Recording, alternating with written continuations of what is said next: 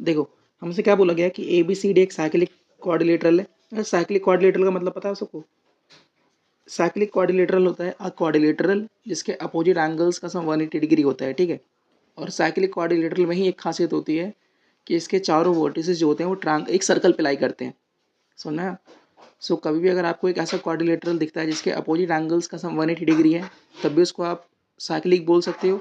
और अगर एक सर्कल के ऊपर उस क्वाड्रिलेटरल के चारों वर्टिसेस आ रहे हैं, तब भी आप उस क्वाड्रिलेटरल को क्या बोल सकते हो? साइक्लिक बोल सकते हो, ठीक है।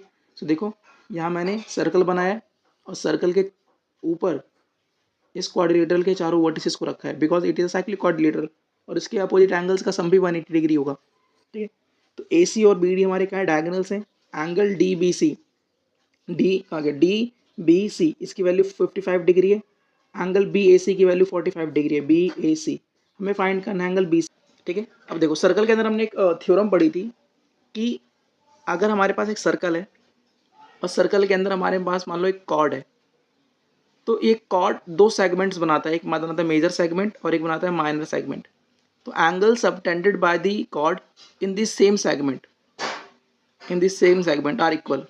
पढ़ा था ना हमने, कोई भी कॉर्ड सेम सेगमेंट में जो एंगल्स बनाता है वो आपस में कैसे होते हैं? इक्वल होते हैं। सो अगर आप ध्यान से देखोगे, अगर यहाँ पे मैं सी डी को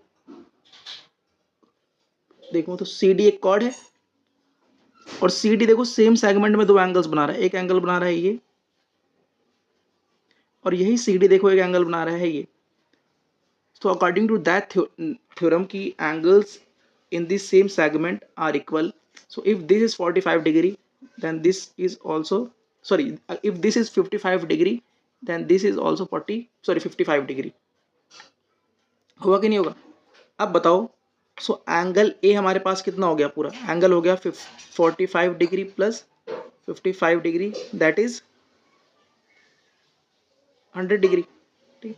अब हमें पता है कि ए बी सी डी एक साइक्लिक क्वाड्रिलेटरल है, तो अपोजिट एंगल्स का सम कितना होगा? 180 डिग्री होगा।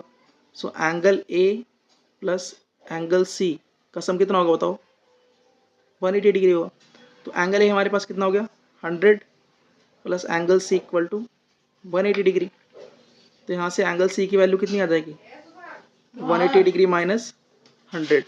तो एंगल सी हमारे पास आ गया 80 डिग्री, ठीक है। एंगल सी हमारे पास कितना आ गया? 80 डिग्री। और एंगल सी को तो हम बी सी डी बोल सकते हैं, तो एंगल सी ही हमारा क्या है? B C D. तो इसका मतलब बी सी डी की वैल्यू हमारे पास कितनी आ गई? 80 डिग्री।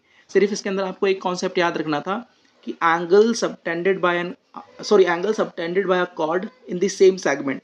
अगर हमारे पास एक कॉर्ड है तो इन सेम सेगमेंट में जो एंगल्स बनाएगा उनकी वैल्यूज क्या होंगी? बराबर होंगी। तो ये एंगल और एंगल की वैल्यू इक्वल थी। तो ये मेरे पास कॉर्ड था, इसने एक एंगल यहाँ बनाया और इसी कॉर्ड ने एक एंगल यहाँ बनाया। सो इन दोनों की वैल्यूज क्या होंगी? बराबर होंगी। तो 55 ये 55, फिर ये पूरा हो गया 100 डिग्री। अब इस एंगल और इस एंगल का सम होगा 180 degree. If this is 100 then it will be 80 degree. So बहुत आसान क्वेश्चन था, ठीक है।